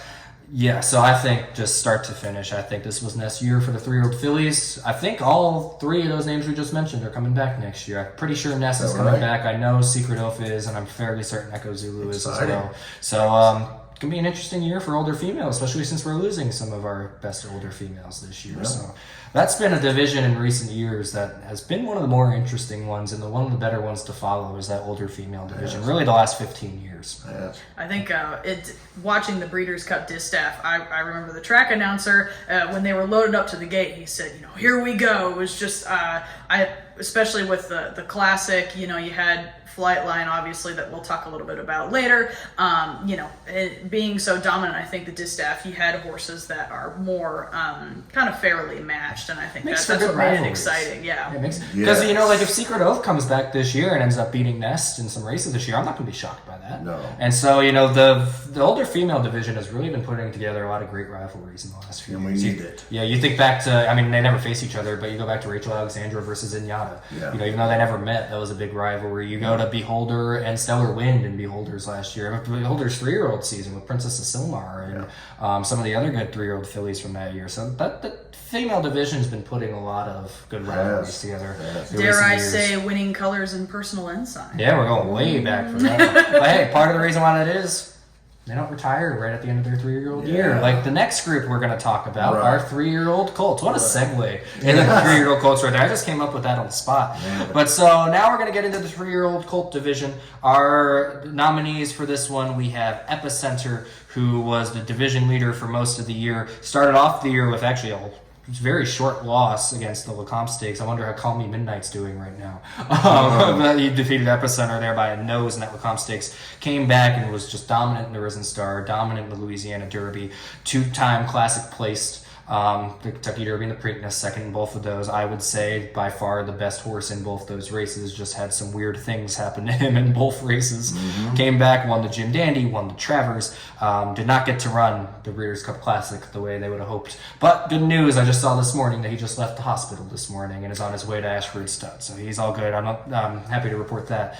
But so he is our first nominee. Second nominee is who we talked about earlier as far as best male turf horse, and that is Modern Games. He is eligible for this award as well because he's also 3 years old. 2 races in North America this year, winning the Woodbine Mile and the Breeders' Cup Mile, both against older horses, both grade 1s. And our final competitor in the 3-year-old male champion is Taba, whose entire career was his 3-year-old year. He never raced as a 2-year-old. Started off the year going straight from maiden race sprinting to winning a 1.5 in the Grade 1 Santa Anita Derby. Draw a line through his Kentucky Derby like you do for most horses. He came back after that. Ran second in the Haskell in a race he probably should have won before winning the Pennsylvania Derby. Good third in the Breeders' Cup Classic, and then coming back and winning the Malibu Stakes, showing he can still win at the sprints even though he's been running longer now. So those are our 3 competitors for this one. This is a very debated race for this award. A lot of people have a lot of different opinions. I've been pretty much set on the same horse since August. And I don't think this, no matter what happened in the Breeders' Cup, I think there has been one horse that has by far should win this thing. Agreed. And I want to say before we get into it, I don't think neither of you have picked Modern Games, right? No. Are either of you going to argue for him? I'm not. I actually have nothing on him, so I'm going to pass. Yeah. So I saw on Twitter, there's a large Modern Games for 3-year-old male following. I think a lot of his following come from last year's Breeders' Cup. I think maybe. But there's a lot of people that I've seen people that get votes that have voted Modern Games. I have seen people that, don't get votes, are just don't discount the turf horse just because he's a turf horse. I'm not discounting him because he's a turf horse. He just doesn't deserve this award. Agreed. Agree. Great horse. Yeah, right. I think this year's 3-year-old male division, a lot of people, you go 20 years into the future, a lot of people are going to look just briefly and see 80-1 winner of the Kentucky Derby. That must have been a weak 3-year-old crop. Right. No. I think this was one of the better 3-year-old crops we've had in recent years. You had Epicenter, you had Taba, you had Cyberknife, Zandon. He didn't end up getting as many wins, but Charge It. He didn't get the ideal year as far as participation goes, but he's a very good one. Obviously, Rich Strike was there too. You can't not mention him, even though he hasn't done anything since. But you had such a strong 3-year-old dirt division to where when a horse comes in for 2 races, can kind of suspect fields in the Woodbine Mile and those aren't the Woodbine Mile and the Breeders' Cup Mile are not 3-year-old winning races. Right. And so I think anybody that voted Modern Games, I think you're an idiot. Sorry, they're for no reason. I know. I said it. And, I go back to where I said earlier, because I know I got in a couple debates with people online about, the fact that they're looking at his entire year. It says right here on the website, I'm looking at it right now, and maybe I'll probably put it up on screen right here as well. Outstanding achievements in North America. I know a lot of people sometimes vote and they include everything. In my opinion, only 2 races that should be counted are the Woodbine Mile and the Breeders' Cup Mile. I don't think that compares at all to what any of the dirt horses did this year. I think he beats Rich Strike if that was the was the battle. Right. I think that's the only one of the major 3-year-olds he beats. That's I think right. even the ones that are not nominated. Sure. I couldn't believe Cyberknife was not Cyberknife, nominated for right. this. I agree. I think Zandon, Zandon didn't really have the year he should, but he was present in every race. So I think he would win this over Modern Games too. But he couldn't win. But so that brings us to 2 horses. Yeah. And this is another one. This is the main argument of talent versus stats. Do you go by numbers? Do you go by who was just dominant the whole year? Right. I line up on dominant. Dominant? Yeah. I figured you would. You I know go you're a with? big fan of him. Who you going with? We'll get to who it is in a moment. Okay, Are you going yes. dominant or stats? I'm going dominant. All right. I think all 3 of us are on the same horse right here. Right, That yeah. horse is Epicenter. Yeah, that's right. Morgan, I'll let you take it away. All right, so if you know me at all, you know that Epicenter is one of my favorite horses. He's kind of His shoes are right here in the Yes. back background right there. That's Epicenter shoes right there. one from the Derby and one from the Preakness. She's selling $25. You can pry those from my cold dead fingers. But Epicenter, one of kind of the first horses that I seriously followed. He was my pick for the Derby. Poor guy snatched defeat from the jaws of victory, and then ran a very good race in the Preakness. His Preakness gets looked over. Oh, yeah. For the bride he got, Joel Rosario. I love him. He had a couple rides he really messed up this year. Nick's Go and the Pegasus. Preakness with Epicenter. I think that was jockey error. I think Epicenter was the best horse. So I am not going to name names or point fingers. Whether or not he Still was. love you, Joel. You're the jockey. I'm not. So I'm not going to tell you how to do your job. But whether I've also been told that Epicenter had just ran a very difficult race in the Derby with an uncharacteristic style. Usually he runs very much towards the front. He was pretty much almost in the middle of the pack for the Derby and still finished a very good second, only beaten by half a length. And he is the kind of horse that what you see is what you get. He never had kind of a bad day except in the Classic when, his body didn't do what he wanted it to. Poor thing, but at least he's doing better now. And in terms of him versus Taba, he has beaten 28 graded stakes winners, and he's beat 14 grade 1 winners. Taba has beat 24 graded stakes winners and 12 grade 1 winners. And as we did say, he was 12th in the Derby when Epicenter was 2nd. Now, obviously, as you said earlier, that's a bit of a throwaway. Every horse can have a clunk race, which I totally get. But yeah, Epicenter is going to be my pick. And if you have a different decision, you can totally have that. But I'm going to fight you about it. So. Yeah, Epicenter all day, every day when it comes down to this award here. Yeah, he showed up, and it seemed like he ran in all the big races, like every single one of the big races. Yeah, the only one I would have wanted to see him in that he didn't run in is I would have wanted to see the Haskell over the Jim Bandy. But, at this point, those 2 races are essentially the same, even though one's technically a grade 1, the other one's a grade 2. It's usually one of the 2 that a horse goes to. So they're essentially the same. And he ran huge in just about every race, like even in his losses. He ran some seriously good races Never all worse than year. second. Right, all good. Yeah, until last Breeders' Cup. But yeah, totally agree. Yeah, I all day long about Epicenter. And it's like there was one horse this year that from beginning of January through the end of the year was definitively the leader of the division. Yes. No matter what races these other horses won, it was just never Epicenter's still the favorite. Right. Epicenter's still the one that when they get to the Travers and Cyberknife's won the Haskell, Taba's run well in the Haskell, Epicenter's still favored. Right. They get to the Breeders' Cup Classic, Epicenter's still the one with the lowest odds, even though he didn't get a chance to run. I guarantee you he runs second in that Breeders' Cup Classic if he doesn't get injured. Right. He by far was... People are going to vote Taba because they look at it as stats. Well, yeah. 3 grade 1s, 1 grade 1. Right. And that's going to be the only thing they look at. I look at the Derby and the Preakness that he ran, and I'm like, he's essentially a 3-time grade 1 winner. His name's not in there, but he ran the best race in both those races. He just had weird trips and had the weird luck of whatever happened in the Kentucky Derby. And I'm still trying to figure out what happened there. He was much the best in the Derby. Yes, he was. And so it's just one of those things. He was versatile. He started the year as a stone cold front runner. Louisiana Derby, he switched it up, sat off the pace, and he's Derby. He came well out of it compared to what he usually does. He just was the dominant horse. You went into the starting gate in the Travers with all those horses in it. I mean, Taba wasn't in there, but going back to dancing all the big races, Right. Taba skipped to the Yeah, Travers. he did. You just knew Epicenter was the horse there, and you're like, the only reason he's going to lose is if something weird happens Right. again, like it normally does when he runs in a Grade 1. Yeah. But That's it. but yeah, I just think by far Me too. he was the best 3-year-old, and the stats, the Grade 1 numbers don't say it, but he was by far. Right. I mean, you put him and Taba in a race, I'd take an Epicenter Sure. during the week. Sure. So I think we're all in line on that one. Agreed. All going Epicenter on Yep. there. Really, if you argue what are the other ones, I question what you were watching this year, to be honest. I can kind of understand the arguing of the stats of the Grade 1s, but if you're looking at just who was the best 3-year-old. Right. I mean, seconds in Grade 1s also matter Exactly. as well. Yeah, exactly. It's not one of those if you're first, you're last kind of a thing. Seconds are important as well. Especially when it's in the classic races, when it's in the Derby and the Preakness. And when they're Yeah. good seconds. Right. Exactly. Yeah. Yep. All right. Well, that brings us to the end of our 3-year-olds. Let's move on to the older horses.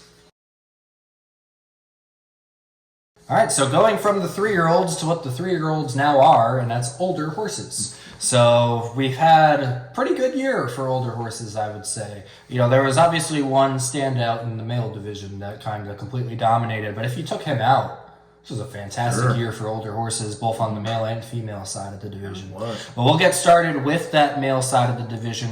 Our first nominee, I'll mention last. Our second nominee is Life is Good. Life is Good. He started off the year by winning the Pegasus World Cup over, at that point, the #1 ranked horse in the world, Knicks Go. So you definitely can't discredit that. A lot of people kind of jumped off his bandwagon a little bit with a bad 4th place finish in the Dubai World Cup in a race he probably should have won.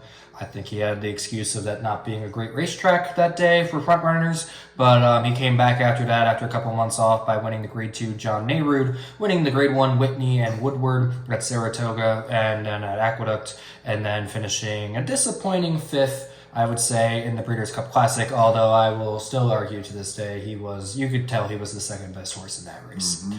Next up is Olympiad, the horse that was actually second in that Breeders' Cup Classic.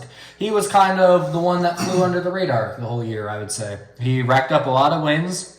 Started off the year with an allowance win before jumping into Graded Stakes Company, winning the Mineshaft, the New Orleans Classic, the Ali Sheba, the Stephen Foster, just rolling off a winning streak right there to start the year. Had a off day in the Whitney with a 4th, but it looks like you could probably just draw your line through that because he came back with a big win in the Jockey Club Gold Cup and a very solid second in the Breeders' Cup Classic to the final nominee, Flightline. The #1 ranked horse in the world. He ran this year 3 races, and that's probably the big argument against him. But those 3 races were good ones, winning the Met Mile, the Metropolitan Handicap, the Pacific Classic, and the Breeders' Cup Classic. All right, where are we going to older male? I love Life is Good. I know he's not going to win, but I do love Life is Good. To me, when I saw him run, he ran like a sprinter, but was able to carry that speed over distance, which I just think is a really cool combination that obviously you don't get very often. You can't compete with Flightline, but Life is Good did his very best, and I thought he did a really good job of that. It's Flightline, no question. I'm same way, Sean. Flightline, Flightline, Flightline. Yeah. Now, Life is Good, he had, at the beginning of the year, he was the horse at the start of the year after that Pegasus. And then he had that bad race in Dubai, Flightline emerged, and then I think he just kind of got the bad rap. He can't run a mile and a quarter. And, he's a sprinter, even though runs fantastic at a mile and an eighth. Yeah. I will say that. His Pegasus was probably one of the best races we had all year. And, I thought he was going to win the Triple Crown back when he was 3. So he's a high-quality horse. Sure. I think the 2 times he ran a mile and a quarter, he caught a bad racetrack in Dubai for his running style. And then he ran into Flightline in the Breeders' Cup Classic. Right. So, I would love to see him in a mile and a quarter without those 2 things and see what happens, see whether or not he can hold on. But yeah, this award is Flightline's. It is. Olympiad, I think, is a fantastic horse. I wish he would have taken the opportunity to come back in 2023 now that these 2 are gone. I think Olympiad by far is third fiddle to these two. Yep. I think I was saying the entire time leading up to the Breeders' Cup Classic that Life is Good is the only horse that has a chance to beat him fair and square in Flightline. And the only other way a different horse would win was if Life is Good ruined Flightline, which he tried to do. Sure. And he failed. Yeah. Flightline won anyway. So I think, a lot of people are going to argue, and we'll delve into this a little bit more with the Horse of the Year. I think it's a little less important for the Older Male Award than it is for Horse of the Year, the fact that Flightline only ran 3 times. Mm-hmm. But I mean, the Met Mile, the Pacific Classic, and the Breeders' Cup Classic, those aren't just 3 slouch races. Those are big races. And I think this is by far Flightline's award. And I don't really think there's any argument to that. Agree. All right. Well, if we're done with that, any other final comments on Flightline or the Older Male? That's it. All right, let's move on to the more interesting one, the older female division. So we were just talking about, when we were talking about the 3-year-old fillies, how interesting of a division that the female horses have been in the last few years. What a year this was for as far as, rivalries and stuff like that. So our nominees are Clairiere, who won the Grade 1 Ogden Phipps Stakes this year, as well as the Grade 2 Shuby Stakes over one of our other nominees that we'll get to here in a moment.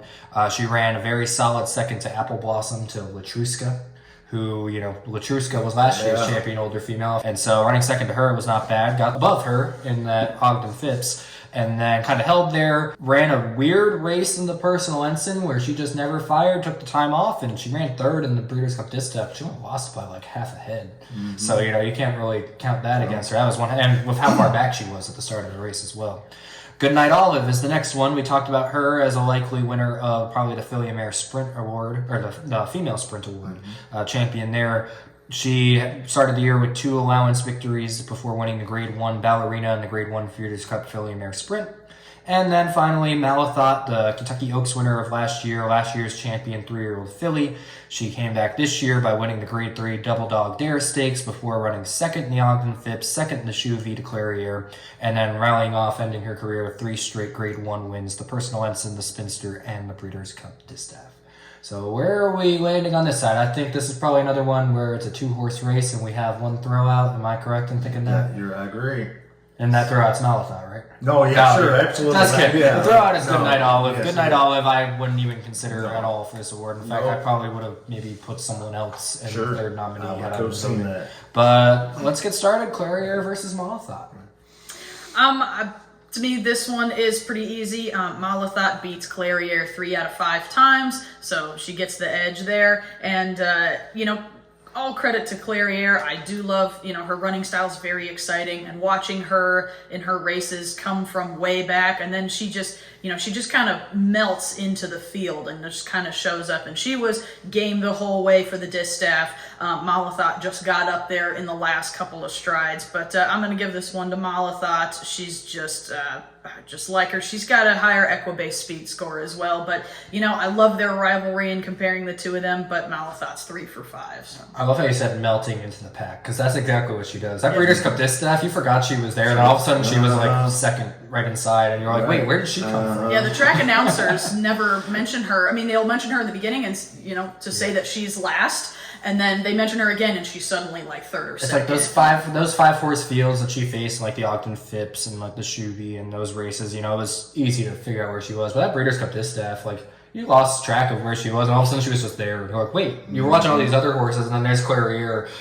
She was a good surprise this year. Yeah. I didn't realize she was going to take that big of a step from 3 to 4, right. And she really kind of helped to make this division exciting. But where do you lay? Yeah, as Malathaat, I was as confident with Malathaat winning this as I was with just about anything other than Flightline. Yeah. Now I think I'd vote Malathaat. As you said, 3 of 5. Mm-hmm. Now I kind of look at it as one of those wins in the Personal Ensign. I think something was off with Clairiere that day to where she didn't run her race, so I'm not sure how much credit I really give to Malathaat there versus Clairiere just didn't run her race that day. Although you could say the same for the Shuby, I don't think Malathaat really, it wasn't anywhere near as bad as Clairiere in the Personal Ensign, but I don't think Malathaat Shuby was where she normally would run a race. So it comes down to, obviously the Breeders' Cup. And I think it's ultimately the deciding factor. Yeah. The fact that Malathaat won the Breeders' Cup is, for me, what puts her above Clairiere. Yeah. I think her race in the Ogden Phipps, even though she lost, was a really weird race, the way that shaped up, with Latruska and search results just kind of going at each other right at the beginning, and then the two of them were way back and they came flying in. And I think the only reason Clarier won that was because she was the outside horse. Sure. I think Malo thought if she had been outside, I think she would have won. Yeah. So even though, you know, Malathot dominated that rivalry last year between the two of them, even though Clarier kind of evened it up a little bit this year, I still think Malathot was definitely the better of the two, and I think she proved that in the Breeders' Cup. So it's a sweep. Yeah, it's a sweep. I think we're all Malathot. I didn't think Malathot was going to get there even 20 yards from the finish of the Breeders' Cup. And the fact that she did just shows you how good of a racehorse she was. So she should win this probably hands down. I agree. Yeah, I would say, you know, it's a very close race between the two of them as far as talent level goes, but when you're looking at the results of these votes, I think it's going to be almost a sweep. I agree. Just because that Breeders' Cup win. I think Malathot's probably going to run away with this one. I agree with that. All right, so that brings us to the final award, the Horse of the Year award, the most important award in horse racing. Who was the best horse of 2022, and why was it Rich Strike? Just kidding. He was probably the best story of 2022, he or Cody's Wish, but he is nowhere near, should not be in any discussion for this award. If you voted for him, which I'm sure nobody did, you need to not get a vote now. But there is one horse that is clearly the winner of this award, in my opinion, and I think in all three of our opinions. However, there's a large group of people that do not think he deserves this award. Unlike the other awards we've discussed there, at this moment in time, we're about 2 weeks out from the Eclipse Award votings when we're filming this. They have not announced the finalists for Horse of the Year, so we're just going to go off of, you know, the horses that we think maybe have a chance to win. I think we're all in agreement on who should win, but I know we have a couple of, if you weren't going to vote for that horse, here is the alternative vote that you should have.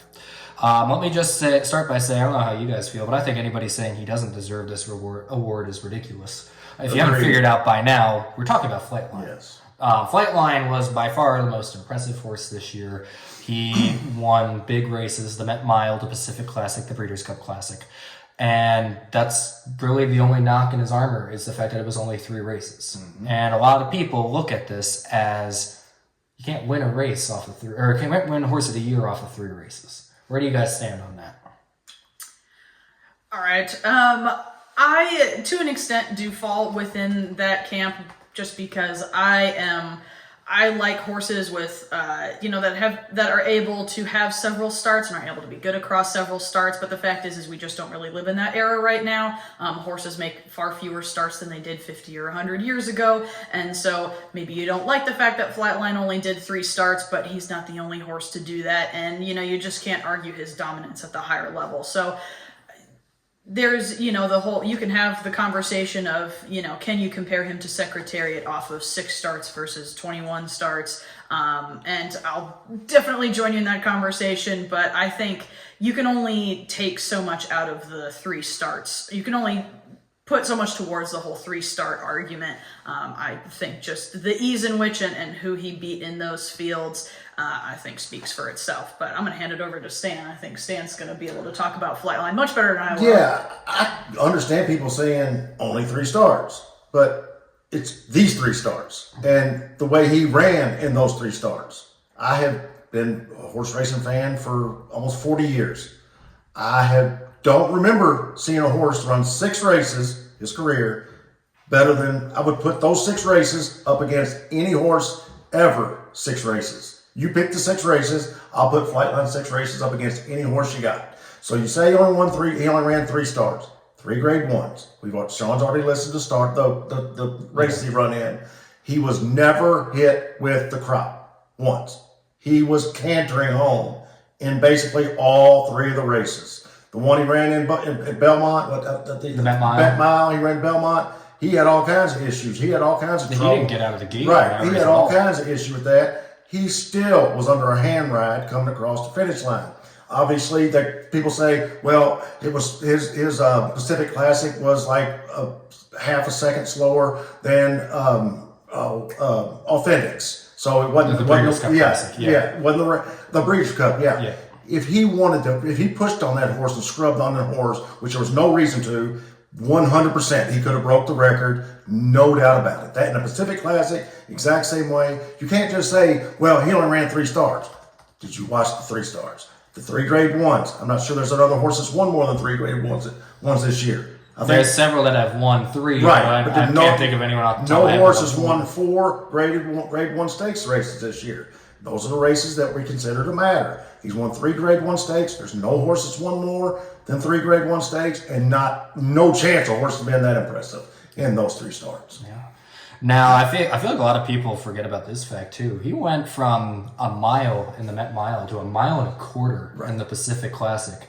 No in-between prep race or anything. He went straight from a mile to a mile and a quarter and ran the race in 1:59.28. And won by 20. Yeah, won by 20 lengths. Right. Defeating the Dubai World Cup winner in the process, Right. who then came back to the winner's circle thinking he had won the race. Did you hear that story? Yes. He came back to the winner. Yes. Country Grammar came back thinking he had won the race because he never saw Flightline. Yes. And so when he didn't go to the winner's circle, he was getting all upset when they were walking it back to the barn. Yes. That's how good this horse is. Yes. He's making other horses that are finishing second think they win. Because They don't even know they Yeah, That's he right. doesn't even know That's that. right. They don't even know that he's That's there. right. There's a lot of people that, don't like the 3 starts. I completely agree with everything you guys just said about those are the 3 starts. You can't really put anyone else up against those 3 starts. Right. There are a lot of people where I feel like the reason why they don't want Flightline to win an award like this is because they don't want to put him as the number 1 all time. Yeah. Well, this is the number 1 of 2022. Regardless of what your opinions are, if he's better than Secretariat, if he's better than Man of War, he's better than Kelso, he is the best horse of 2022 by far. There was not anything that could touch him.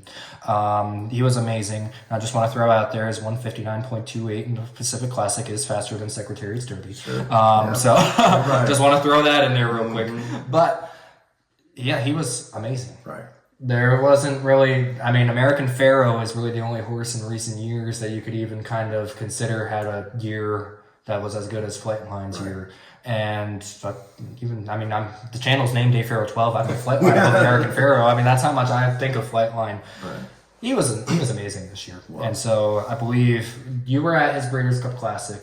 I know you were supposed to be there, but you ended up not being able to be there. I was at his Met Mile and his Breeders' Cup Classic. You could just tell when you were near him that he was better than anything else this year.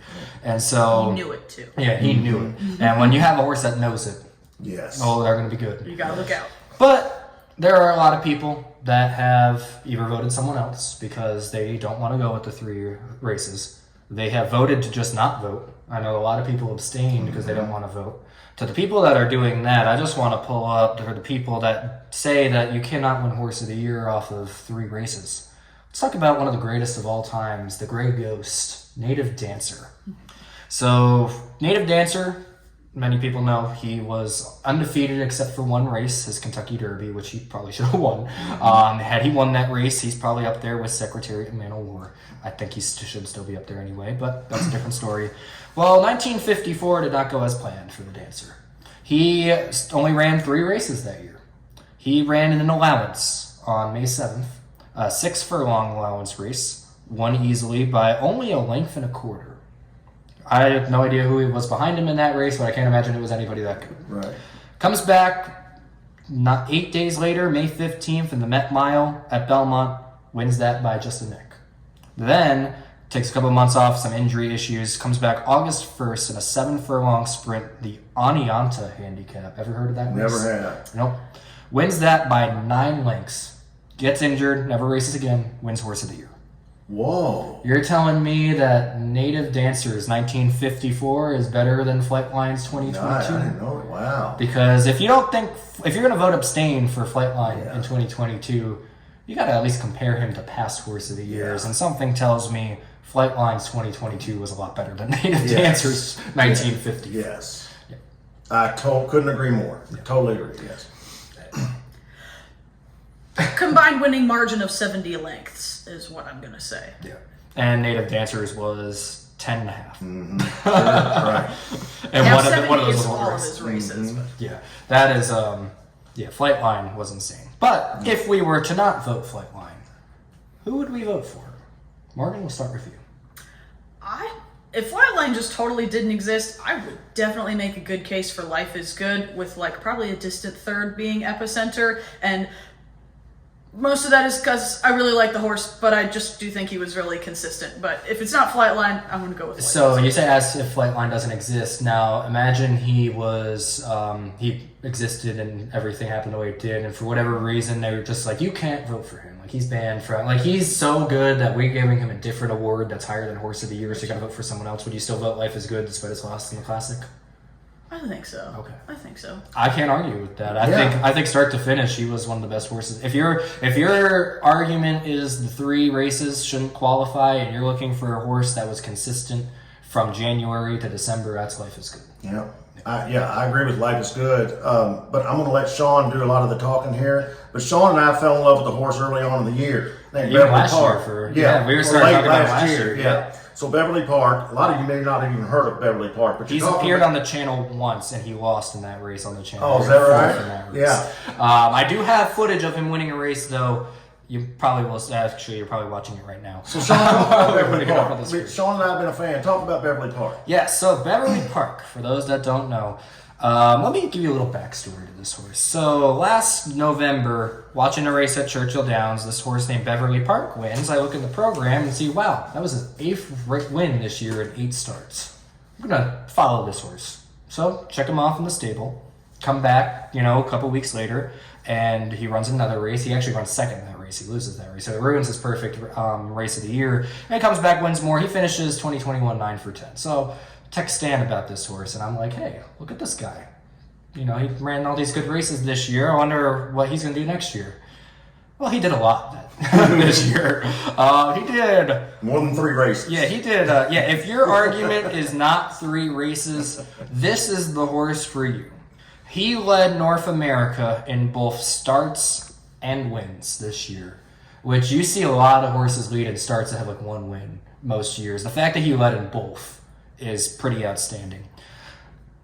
30 starts, 15 wins, 6 seconds, 3 thirds, only 295,000 in earnings. So, obviously he's not running the best races. He's mostly running in starter allowance races. But I don't care what races you're running in. If you're 15 for 30, you're only, he's 24 for 30 in the money, and his 6 out of the money finishes were 4ths. So and one of the most incredible thing about that is, how many racetracks did he run at? I believe it was somewhere around, I'd have to count, but I think it was around 13. Yeah, he didn't just hang at one track and beat up on the same horses every race. He traveled everywhere. He raced at Fairgrounds, Mahoning Valley, Charlestown, Churchill Downs, Keeneland, Timonium.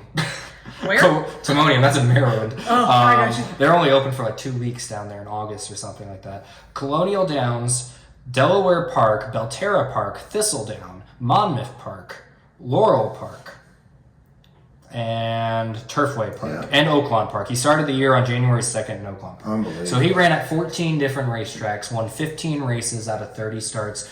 I don't care what level that's at. That's impressive. Yes. That is the most wins in a single season by a horse since Rapid Redux did 19 in 2011. You remember, I think, Stan, you remember how much he went on that big winning streak that ruined Zenyatta's record. That's right. I think Louisiana, I think, right? No, he was actually running at like Penn National. Penn National, yeah. Because had I been going to races back then, if I was old enough for my drive myself, I would have been every single one of those when he was at Penn National.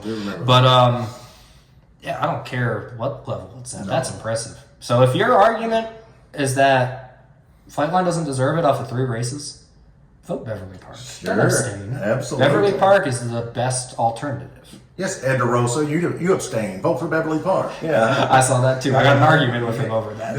Yep. Yeah. So I want to shout out his trainer, Norm Cash. Yeah. If you got some time, look him up. This guy's an interesting guy. Loves the horses, puts the horses' best interests at heart.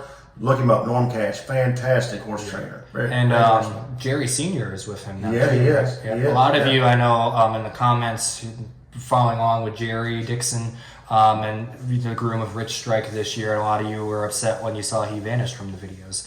He's gone off to do other things, and his father, who was also involved with Rich Strike, is now working with Norm Cash and with Beverly Park. So he's got a good team surrounding him as well. He's just fun to follow. Yes. As long as he stays healthy, which is always the concern when a horse runs as frequently as he does. Yep. it's fun to watch. Yeah. And from what has been said, from what I've seen, he stays very healthy. And Norm Cash says he's never had an issue with him. Right. Yeah, that's what I was going to say. It's like some of these horses, they do have lots of starts or they do have a good amount of wins, but they're held together by vet wrap and duct tape. And, that's what I read is he comes out of every race just as good as he was going into it. If you ever wanted to see a horse that loves to run, loves to race, it's him. Yes. And a lot of people look at the races and they're like, oh my God, why is he racing this much? Well, he's only racing like 6 furlongs each race. It's essentially like doing a weekly breeze. And he's winning. It's not like he's running dead last. Like I feel like people look at, some other horses and they're like, well, they must be healthy because they're only racing once every 5 to 6 weeks. But it's like they're still breezing 3 times in between there. He's essentially just doing that just out of the starting gate each paid week. workouts. Exactly, paid workouts. But yeah, he was the surprise story of this year, I think. One of the best horses. The fact we're even talking about the first of the year when you had one of the greatest horses ever in the conversation. That's right. But yeah, I think Beverly Park should be considered as the primary alternate to Flightline if your reasoning for no Flightline was 3 starts. And don't get it twisted. We're not saying Beverly Park could even run in the same ballpark as Flightline. No, we're just saying Beverly Park is an awesome, awesome horse. It's a good alternative vote. That's right. If you disagree with running 3 times in 1 year, pick the horse that ran 30 times in 1 half There you go. and never finished. If you have bet this horse in the Superfecta, I think like his last 38, 39 races, you have assuming you got the other 3 horses right, you have cashed that Superfecta. That's right. If you have not included him in your Superfecta in the last, close to 40 races he's running, you've lost your bet. That's right. That's a great horse. No matter what level it is, that's a great horse. That is. Totally agree. Any other horses we might discuss as potential horse of the year candidates? Just my 2 were those. Yeah. All right. I have one more that I want to propose. What you got? I've got one more horse that I feel like if it was not for a Flightline year, would have gotten a lot of pull for this. And this is one we've already talked about a little bit in depth, but that's Malathot. Oh. I think, if you're looking at start to finish consistency, yes, she had a couple of seconds. She was never worse than second.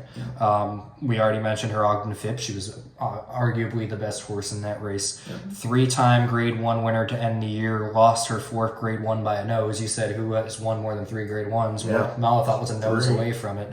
Probably should have won that race. Right. If you were not looking to vote for a starter allowance horse and you were not looking to vote for a horse with only 3 starts, I think Malathot would be your best other option. Fair enough. I agree. Life is Good is probably a very good option as well. I feel like a lot of people would be hard to vote Life is Good just because he did lose to Flightline. But especially, and even though they're ignoring Flightline when they're voting, some people that are voting, I feel like they would not go Life is Good just because he lost to him. So I feel like Malathot would be a good alternative. Sure. Yeah.